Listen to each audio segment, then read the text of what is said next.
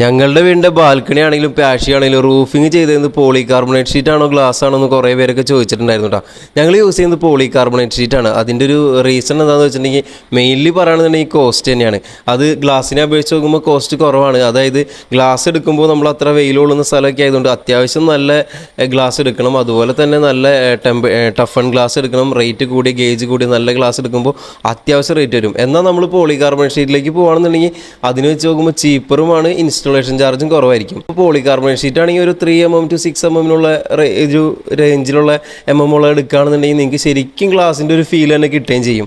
എന്നാൽ ഇതിൻ്റെ ഒരു ബെനിഫിറ്റ് എന്ന് പറഞ്ഞിട്ടുണ്ടെങ്കിൽ എനിക്ക് തോന്നുന്നത് എന്തെങ്കിലുമൊക്കെ വന്ന് വീണു, ഇപ്പോൾ നമ്മുടെ കാലാവസ്ഥയ്ക്ക് അറിയില്ല, എന്തെങ്കിലും മരമോ ചില്ലൊക്കെ വന്ന് വീണാലും ഗ്ലാസ് പൊട്ടുന്ന പോലെ പൊട്ടില്ല. ഇനിയിപ്പോൾ ടഫ് ആൻഡ് ഗ്ലാസ് നല്ല റേറ്റ് കൂടിയ ഗ്ലാസ് ഒക്കെ അങ്ങനെ പൊട്ടുമൊന്നുമില്ല, എന്നാലും അത് ഒരു ബ്രേക്ക് ആവും. അതായത് നമുക്ക് അപകടമില്ലാത്ത രീതിയിൽ ഇങ്ങനെ പൊടിഞ്ഞ് കല്ല് പോലെ ആവുമല്ലോ.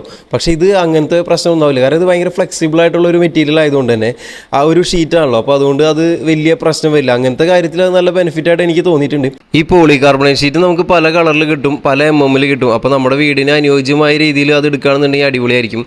പിന്നെ പറയാനുള്ള നോയ്സ്, അതായത് മഴ പെയ്യുമ്പോൾ നോയ്സിൻ്റെ കാര്യം ഗ്ലാസിനെ അപേക്ഷിച്ച് നോക്കുമ്പോൾ ഇതിൽ കുറച്ച് കൂടുതലായിരിക്കും കേട്ടോ. പിന്നെ റേറ്റ് വെച്ച് നോക്കുമ്പോൾ നമുക്ക് അത് അഡ്ജസ്റ്റ് ചെയ്യാൻ പറ്റുമെങ്കിൽ അത് ഓക്കെ ആയിട്ടാണ് എനിക്ക് തോന്നിയിട്ടുള്ളത്. പിന്നെ ലൈറ്റ് എമിഷനൊക്കെ ഏകദേശം വലിയ ഡിഫറൻസ് ഒന്നും വരാൻ വഴിയില്ല. പിന്നെ എല്ലാവരും ചോദിക്കുന്ന കാര്യമാണ് നല്ല രീതിയിൽ പൂപ്പലും കാര്യങ്ങളൊക്കെ പിടിച്ച് ചെളിയാവില്ല എന്നുള്ളത്. അതിപ്പോൾ ഗ്ലാസ് ആണെങ്കിലും പോളികാർബണേറ്റ് ഷീറ്റ് ആണെന്നുണ്ടെങ്കിലും അത് വരും. ഈ പോളികാർബണേറ്റ് ഷീറ്റിൻ്റെ അത് പറയുമ്പോൾ ഒരു നെഗറ്റീവ് ഉള്ളതെന്ന് വെച്ചിട്ടുണ്ടെങ്കിൽ നമ്മൾ നല്ല രീതിയിലൊക്കെ തൂത്തും തുടക്കുകയൊക്കെ ചെയ്യുന്ന സമയത്ത് സ്ക്രാച്ചസ് വീഴാനുള്ള ചാൻസസ് കൂടുതലാണ്. പക്ഷേ ഗ്ലാസ് കുറേയൊക്കെ ഗ്ലാസ് എന്താ പറയുക സ്ക്രാച്ച് റെസിസ്റ്റൻസ് ആയതുകൊണ്ട് അത്ര രീതിയിൽ പെട്ടെന്ന് അലമ്പാവില്ല. പിന്നെ ഗ്ലാസ്സിന് വെച്ച് നോക്കുമ്പോൾ പോളികാർബണേറ്റ് ഷീറ്റിൻ്റെ ലൈഫ് ചിലപ്പോൾ ഗ്ലാസിൻ്റെ അത്രയും കിട്ടാൻ ചാൻസ് ഇല്ല കേട്ടോ. ഈ കാണുന്നതാണ് പോളികാർബണേറ്റ് ഷീറ്റ്. ഇത് ഇങ്ങനെയാണ് വരുന്നത്. ഇതിൻ്റെ രണ്ട് സൈഡിലെ സ്റ്റിക്കർ പറിച്ചിട്ടുണ്ടെങ്കിൽ ഫുള്ളി ട്രാൻസ്പെറൻ്റ് ആണ്. ട്രാൻസ്പെറൻ്റ് ആയിട്ടുള്ള പോളികാർബണേറ്റ് ഷീറ്റാണിത്.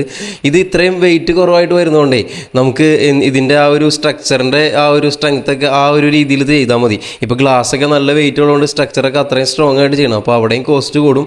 അതുപോലെ തന്നെ പോളികാർബണേറ്റ് ഷീറ്റ് നമ്മൾ MM കുറഞ്ഞിട്ടുള്ളതാണ് എടുക്കണമെങ്കിൽ ആ ഒരു സ്ട്രക്ചറിൻ്റെ അഴികളൊക്കെ കുറച്ച് അടുത്തിടേണ്ടി വരും, അല്ലാന്നുണ്ടെങ്കിൽ ചെറിയ രീതിയിൽ വളഞ്ഞ പോലെ ഇരിക്കുമല്ലോ. അപ്പോൾ മാക്സിമം കുറച്ച് കൂടിയ MM ആണെന്നുണ്ടെങ്കിൽ നമുക്ക് കുറച്ച് നീക്കിയിട്ടാലും കുഴപ്പമില്ല. മാക്സിമം ബഡ്ജറ്റൊക്കെ കുറച്ചാണ് ചെയ്യാൻ ഉദ്ദേശിക്കുന്നത് പോളികാർബണേറ്റ് എന്തായാലും ബെസ്റ്റ് തന്നെയായിരിക്കും.